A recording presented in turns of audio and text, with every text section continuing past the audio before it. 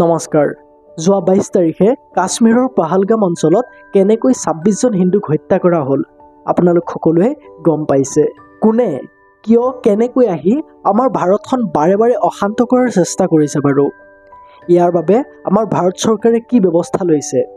আহকচোন আজিৰ এই ভিডিঅ'টোত ইয়াৰ বিষয়ে আলোচনা কৰোঁ।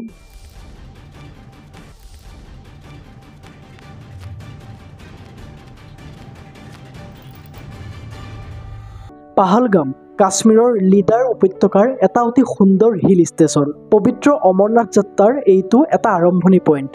ইয়াৰ পৰাই অমৰনাথ যাত্ৰাৰ আৰম্ভ হয়। দেশৰ লগতে বিদেশৰ পৰ্যটকক এই হিল ষ্টেচনটোৱে খুবেই আকৰ্ষণ কৰে। কিন্তু যোৱা 22 এপ্ৰিল তাৰিখে ইয়াত সন্ত্ৰাসবাদীয়ে যেনেকৈ হত্যালীলা চলালে সেয়া সঁচাকৈ অসহনীয়। ইমান এখন শান্তিপূৰ্ণ চহৰ নিমিষতে ভাৰতৰ ইতিহাসৰ অন্যতম মাৰাত্মক সন্ত্ৰাসবাদী আক্ৰমণৰ স্থানত পৰিণত হয়। দেশক জোকাৰি যোৱা এক নিৰ্মম আতংকবাদী আক্ৰমণত 26 জন নিৰীহ পৰ্যটকে প্ৰাণ হেৰুৱায় আৰু 17 জনতকৈ অধিক লোক আহত হয়।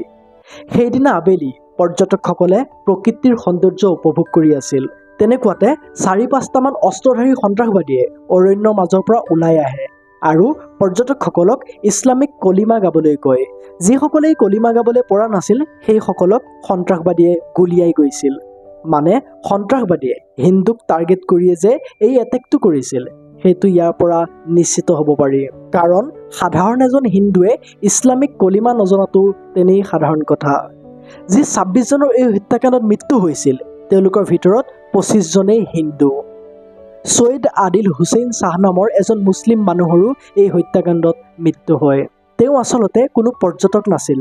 তেওঁ পাহালগামৰ এজন লোকেল বাসিন্দা আছিল। এই 26 জনৰ মৃত্যু হোৱাৰ লগতে 17 জন লোক গুৰুতৰভাৱে আহত হয়। এই হত্যাকাণ্ডৰ ৰেছপন্সিবিলিটি পাকিস্তান বেছড সন্ত্ৰাসবাদী গ্ৰুপ লস্কৰ-ই-তাইবাই লৈছে। আমাৰ ছিকিউৰিটি এজেঞ্চিয়ে এটেক কৰা সন্ত্ৰাসবাদী কেইটাৰ ফটো পাব্লিছ কৰিছে। 2008 চনৰ মুম্বাই এটেকৰ পিছত এইটোৱে সকলোতকৈ ডাঙৰ আৰু মাৰাত্মক টেৰৰিষ্ট এটেক। এই আক্ৰমণৰ পৰিপ্ৰেক্ষিতত প্ৰধানমন্ত্ৰী মোদী আৰু গৃহমন্ত্ৰী অমিত শ্বাহে দেশবাসীক কথা দিছে যে দোষীয়ে শাস্তি পাবই পাব। এই আক্ৰমণৰ উত্তৰত ভাৰত চৰকাৰে কেইবাটাও নিৰ্ণায়ক পদক্ষেপ গ্ৰহণ কৰিছে। পাকিস্তানৰ যি আটাৰী ৱাগাহ বৰ্ডাৰ সেয়া সম্পূৰ্ণভাৱে বন্ধ কৰি ভাৰত পাকিস্তানৰ মাজত অহা যোৱাটো একেবাৰে বন্ধ কৰি দিয়া হৈছে। ইয়াৰ লগতে পাকিস্তানৰ লগত ইণ্ডাছ ৱাটাৰ্ছ ট্ৰিটি নামৰ যিখন সন্ধি আছিল সেইখনো বাতিল কৰা হৈছে আৰু নিৰাপত্তা ব্যৱস্থা কটকটীয়া কৰাৰ কাৰণে পাকিস্তানী নাগৰিকৰ বাবে ভিছা কেঞ্চেল কৰা হৈছে। এই এটেকটোৰ লগে লগে কাশ্মীৰৰ গোটেই ব্যৱসায়ী বাণিজ্য স্তব্ধ হৈ পৰে।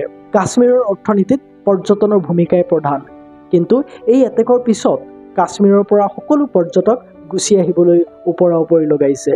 এনেকুৱা আক্ৰমণ কিন্তু কোনো নতুন কথা নহয়। 2000 চনত অমৰনাথ তীৰ্থযাত্ৰাৰ সময়তো এনেকৈ সন্ত্ৰাসবাদীয়ে 21 জন হিন্দু তীৰ্থযাত্ৰীক হত্যা কৰিছিল। এয়া ভাৰতক অশান্ত কৰাৰ কৌশল। এই আক্ৰমণে বহু প্ৰশ্ন দাঙি ধৰে। এইটো এটা আচৰিত কথা নহয়নে? 4-5টা সন্ত্ৰাসবাদী ভাৰতত সোমাল, 26-27 জন মানুহক বিচাৰি বিচাৰি গুলিয়ালে, ধৰা নপৰাকৈ পুনৰ পাকিস্তানলৈ উভতি গ'ল। ইয়াত কিয় বাৰু কোনো পুলিচ এজনো উপস্থিত নাছিল? পেহেলগামৰ দৰে টুৰিষ্ট এৰিয়া এটাত এনেকৈ এজনো পুলিচ আৰ্মি উপস্থিত নথকাটো আচৰিত কথা নহয়নে? ভাবিব লগা কথা কিন্তু।